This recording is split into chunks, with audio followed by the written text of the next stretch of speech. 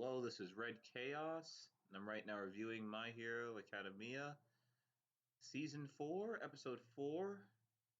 We're basically just going to start off with Deku and Lemillion talking about how Night Eye and All Might, they're not on speaking terms right now due to a disagreement that they had. They don't really go more through it. But as they're walking, they see a little girl running from the Yakuza leader, and then you see Overlord. Guy is completely menacing and looks like a complete villain here. The girl is just hugging on to basically Deku's shirts, just saying, "I don't want you to go. I don't want you to go. Don't leave me." She's completely shocked. And here he is just making like some small excuses, saying she's getting scolded, it's being calm, you don't judge me for my parenting skills. Lemillion is basically trying to play it cool, just trying to get pressure off of him because his whole strategy is to basically get a lot of info, not to attack now. But while Deku wants to let her go and move on, she is clamping on to him, saying, "Don't let go, please don't let go." I mean, it's honestly a fantastic scene. It makes him look like a complete monster, and it just goes on base instincts. Says, come on, who is not gonna want to save the cute little girl from this big bad monster? And what's even funnier is that afterwards, just to make him look even more like a villain, you know, he goes in and walks into a back alley. Literally just walks into a back alley. You can sense that the guy comes from the darkness, makes this guy look like a complete and utter villain. It is fantastic. Really shows how scary and deadly Overlord is. So I do really like the scene. In the end, Deku does have to let the girl go a little bit after he threatens violence. So it's a fantastic scene. Really shows off, and it looks like he's going to be one of the big bads of the entire season. So afterwards, he and Lemillion go back to Night Eye and Bubble Girl, and they're all talking about all talking about the plan of what to do next. And then afterwards, he goes back to school, and he can't really concentrate on anything. He's not able to really go and study. He's not able to do well in sports, not able to run. His entire day is completely distracted.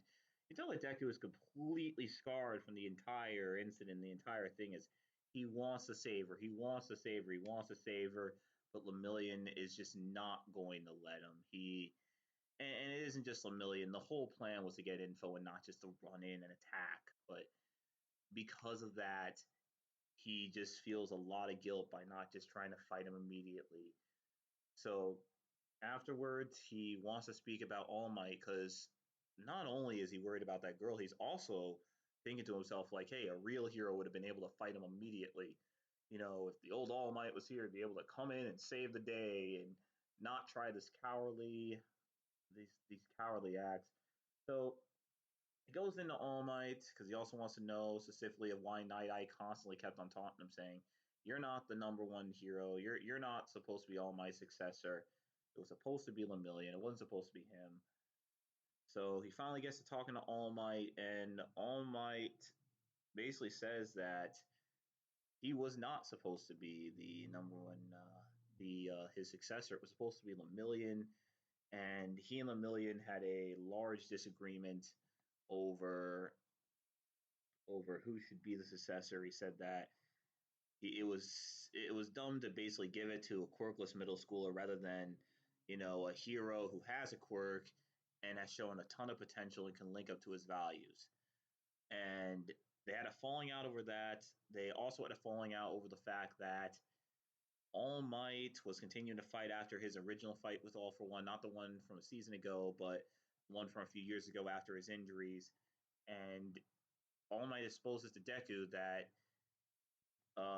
Night Eyes basically saw his death, basically saying that if you do this, you're going to continue at some point a villain will kill you in the end.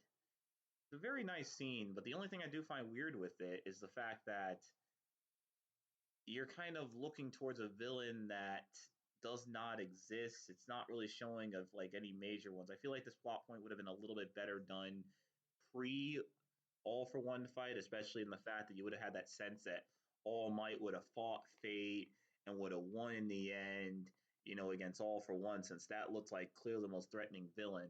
But the thing that's going to be weird here is how are they going to get a villain to kill him, at least at this point, if All for One cannot. So I do like the idea that they are bringing in this whole death scenario, but I just do feel like this would have been better off done maybe about a season or maybe 2 seasons even, a little bit earlier, so you could really get that more hyped up for that All for One fight, especially having that idea that all throughout this was going to be the fight where he dies. And finally, a little bit afterwards, Deku wants to know if All Might's future has changed since he has not spoken to Night Eye in about 4 or 5 years, and it looks as though as if his clairvoyance and seeing into the future only lasts maybe about you know 5 to 7 years. They didn't really make sure, so they're trying to see if they saw it, especially after the whole the All for One fight. Honestly, it's a very good episode. Very nice episode. Did bring in a couple of plot points. Not a lot of action, a bit of a talkie here, but it does kind of build into what you're seeing here. There's definitely a bit of a crescendo, and definitely that beginning scene really makes Overlord look like a serious, serious threat. And they did a really good job on how do you build up a villain. That villain looks terrible. All right, this is Red Chaos out, and I'll be here next time reviewing season 4, episode 5.